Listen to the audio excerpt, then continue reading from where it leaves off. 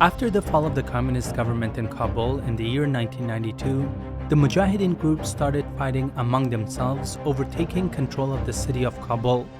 They fired thousands of rockets at each other and fired hundreds of thousands of bullets, killing many civilians and destroying the city in the pursuit of power. Thousands of Kabul residents were killed and injured. One day after the bombardment of the city, I was at a hospital when a bus brought many injured men, women, and children. There were some who had already died. They took those that needed urgent care to the surgery room on the third floor. I saw a woman without a head covering, which is completely against the culture of Afghanistan, bare feet and wailing.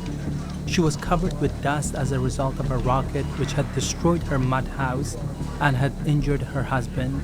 She did not even have time to put her head covering on or put shoes on her feet, but had rushed to the hospital.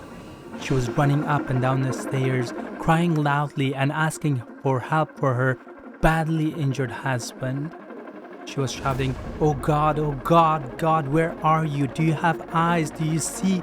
God, do you hear our cries? Do you have ears to hear us? Why are we in this darkness?" 30 years later, I still remember her voice.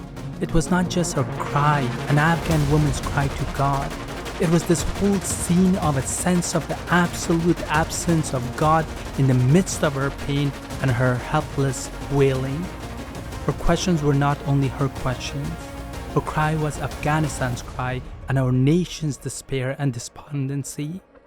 Her question became my question and those of millions of other Afghans.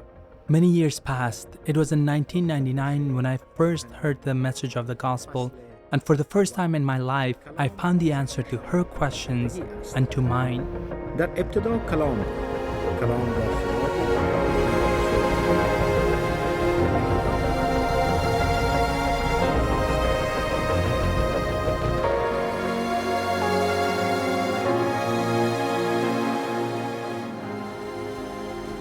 The question that haunted me and still haunts Afghans around the world.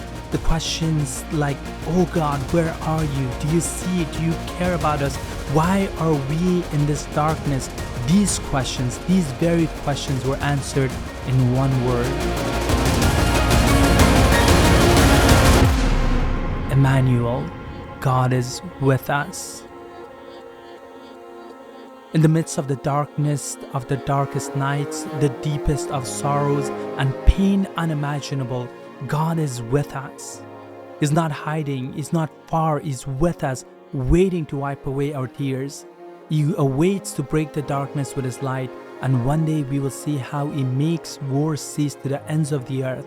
He breaks the bow and shatters the spear. He burns the chariots with fire, as we read in Psalm 46 verse 9. There is no other hope or good news for Afghans, and it is our passion, joy, and response of gratitude to make this good news known to the unreached peoples of Afghanistan.